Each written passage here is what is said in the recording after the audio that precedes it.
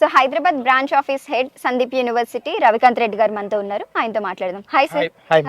So Hyderabad నుండి ఎవరైనా మనకి స్టూడెంట్స్ ఆర్ పేరెంట్స్ ఇక్కడికి వస్తున్నారు అంటే వాళ్ళు మిమ్మల్ని ఏ విధంగా అప్రోచ్ అవుతారు, మీరు వాళ్ళని అక్కడ నుండి ఇక్కడికి ఏ విధంగా తీసుకొస్తారు? అంటే మేము గత 10 ఏళ్ల నుంచి అడ్మిషన్స్ ఇవే చేస్తున్నాం మ్యామ్. మాకున్న కాంటాక్ట్స్, మార్కెట్లో మాకున్న పిఆర్ఓ టీమ్స్, మాకు హైదరాబాద్ లో సెంట్రల్ ఆఫీస్ ఉంటుంది, అక్కడ మా టీం వర్క్ చేస్తుంది. జనరల్ గా పేరెంట్స్ అప్రోచ్ అవుతుంది, వాళ్ళు మాకు అడ్మిషన్ గురించి ఇది అవుతారు.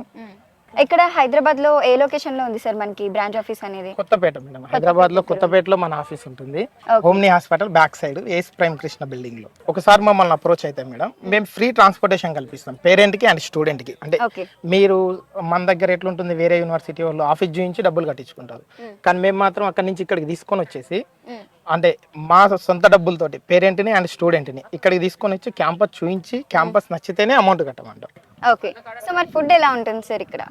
ఇక్కడ ఫుడ్ వచ్చేసి ఇప్పుడు మనం కంప్లీట్ గా ఒక మెస్ నడుపుతాం మేడం. లోపల సౌత్ వాళ్ళు మన తెలుగు స్టేట్స్ నుంచి ఒక 50 మంది స్టాఫ్ని తీసుకొని వచ్చాను, చెఫ్స్ అండ్ అసిస్టెంట్లని.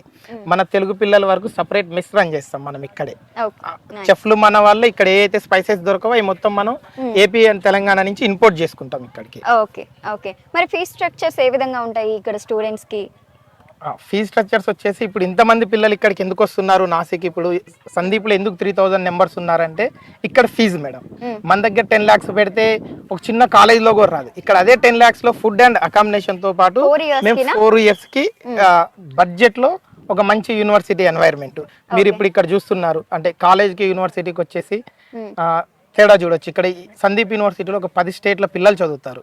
మన అబ్బాయి ఇంత దూరం ఎందుకు పంపించాలంటే మన స్టేట్ దాటి బయటకు వస్తే ఒక కంఫర్ట్ జోన్ లో నుంచి బయటకు వస్తాడు తాను. ఇక్కడికి వస్తే ఇంగ్లీష్ నేర్చుకోవచ్చు, హిందీ నేర్చుకోవచ్చు, డిఫరెంట్ స్టేట్స్ నుంచి వచ్చి ఉంటారు మనలాగే.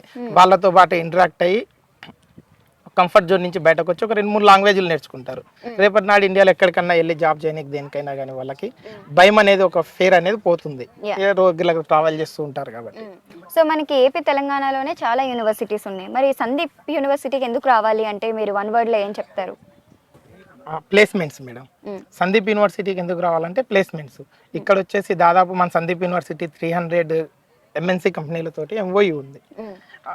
బెస్ట్ ప్లేస్మెంట్స్ ఉంటాయి. ఇదే మనం చిన్న కాలేజీలో జాయిన్ అవుతే ప్లేస్మెంట్స్ ఉండవు. Deemed be university, private university కంపెనీలను తీసుకొని రావడంలో సందీప్ స్పెషల్ అన్నమాట placements. Thank you sir, thank you so much.